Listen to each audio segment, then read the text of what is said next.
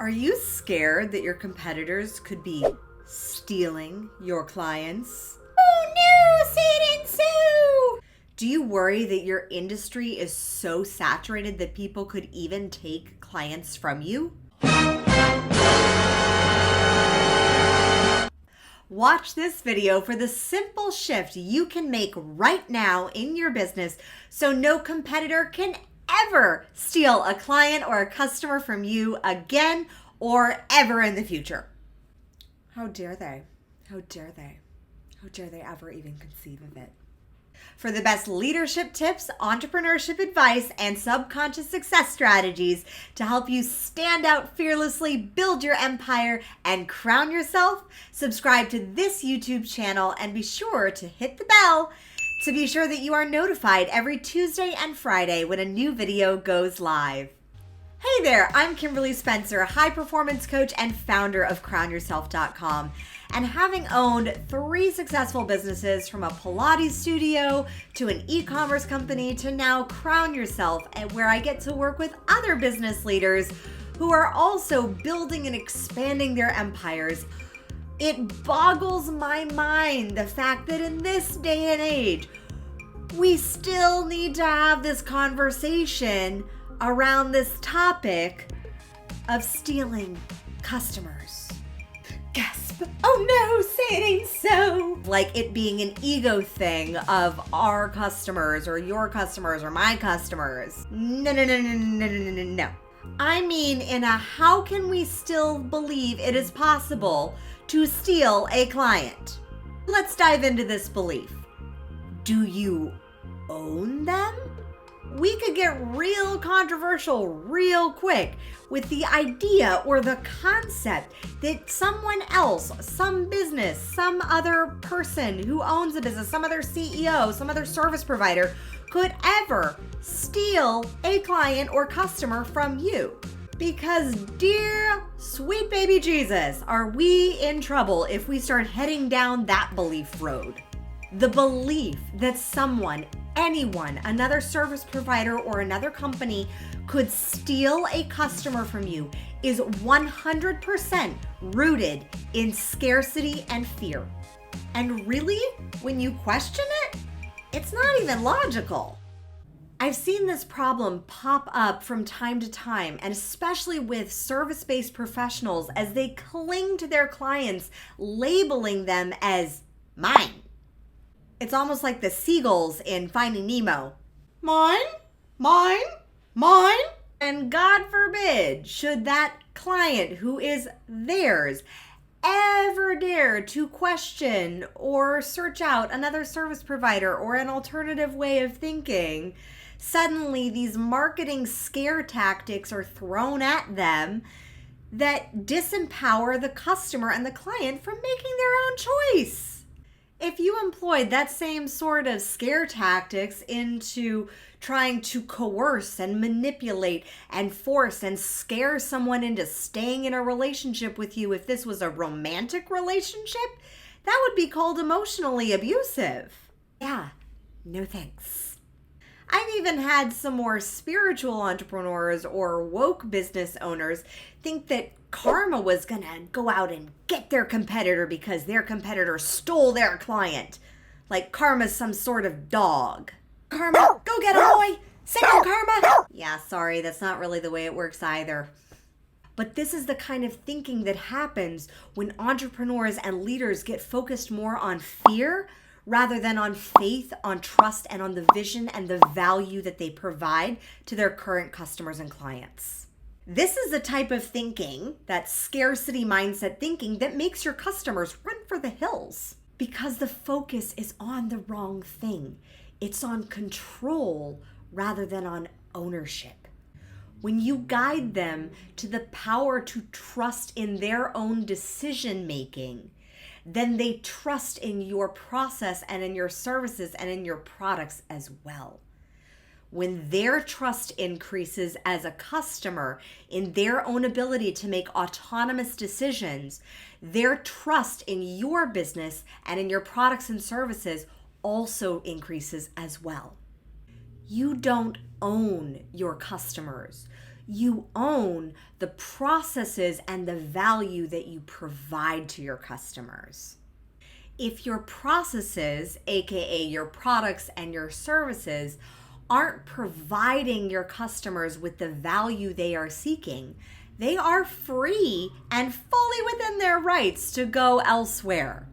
Remember, no one, not even your customers, wants to feel controlled, cajoled, or manipulated into buying something that they don't need or needing something that they don't even want. Empower your customers to make their own decisions, to make the best, most aligned decision for them, whether they buy from you or not. Because then when they do buy from you, there will be an established relationship of trust. So instead of fearing that some other service provider or company is going to steal your customers, here are the 3 steps to building greater trust and greater value and a better relationship with your customers so no one could ever steal them. And let me know in the comments below, have you ever experienced this scarcity fear of someone coming in and stealing your clients from you? Drop me a yes in the comments below if you've ever struggled with this. Step number 1, add more value to your customers. This is where your growth mindset as a leader comes into play. Think of all the wonderful ways you can support and delight and surprise your customers. How can you delight them and surprise them with what they don't know that they need yet? How can you support them in ways they don't even realize that they need the support for where they are in their stage of their journey? And more value to your customers and continuously add that value, and they will keep on coming back for more. Number 2, add more value to your skill set.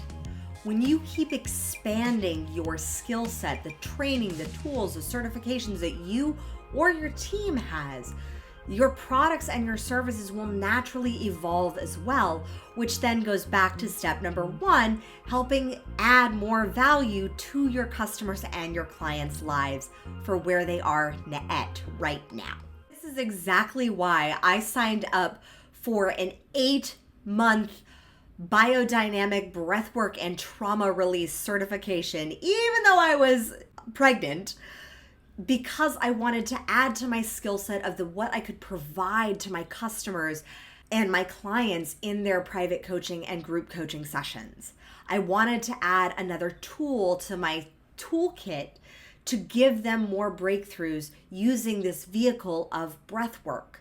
And now having this skill set and this certification, it's allowed me to enhance the membership of our Mindful Monarchs membership to help our leaders connect deeper into their breath and into their body and to release any trauma patterns or fight-flight responses that are holding them back from really accelerating their decision-making strategy. So by adding the skill set, I also added new colleagues and ambassadors and guest masterclass teachers, and I added to the value that we were already providing inside of our Mindful Monarchs membership, which you can join by just clicking the button right down below.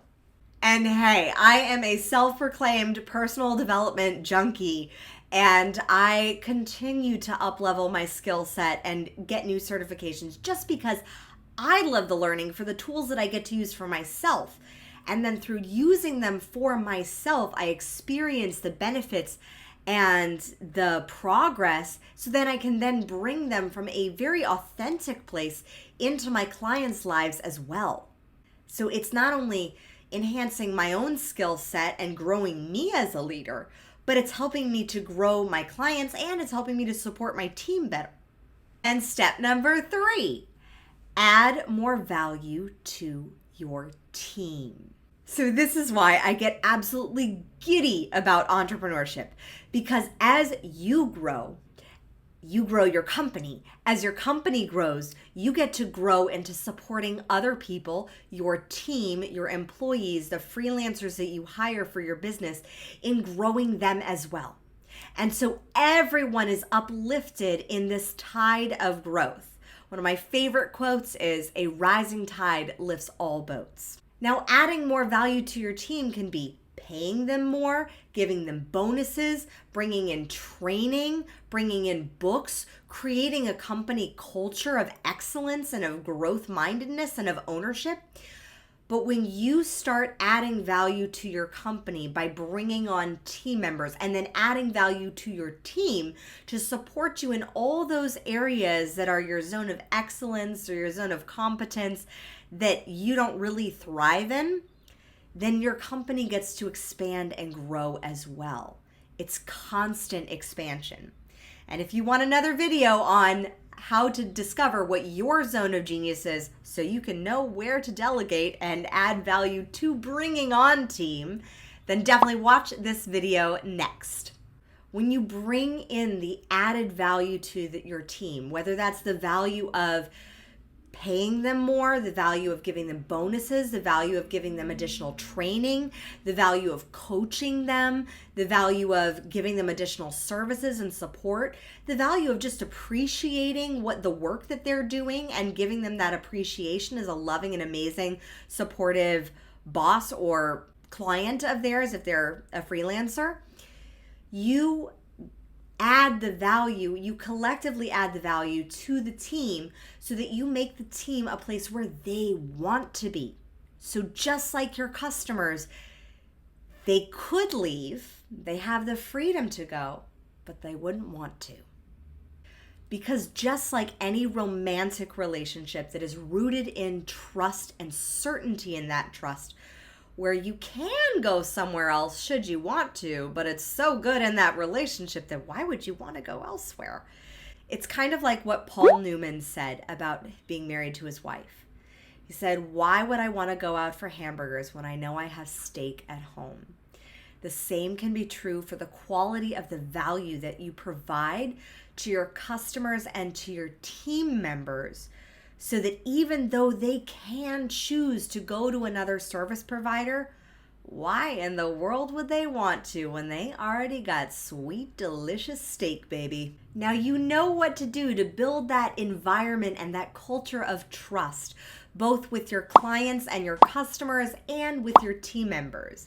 But how do you continuously innovate and add more value to your customers? What new products and services do you need to develop now so that you start adding to that value and retaining the customers that you have so that no one could ever steal them away?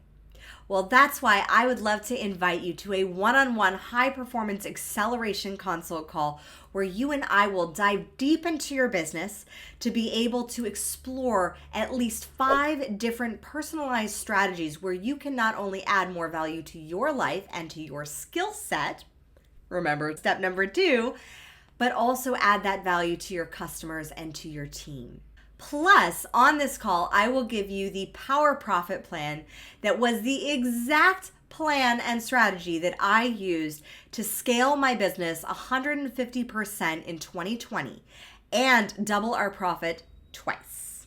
Now, space is limited for these consults, so if this is aligning with you, if you were like, "Yes, Queen, how do I get more of this abundance mindset in my business? How do I add more value to my customers? How do I bring on team and then have them add value to my business and then add value to my customers, and then we keep on adding value and expanding in this glorious abundance?" Then definitely get your booty in on a one-on-one high-performance acceleration consult.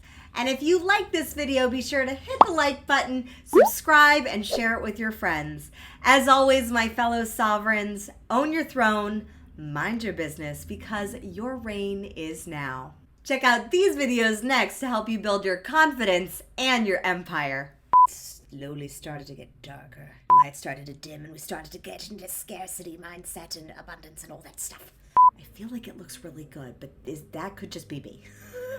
I'm feeling pretty good today. There's a kick.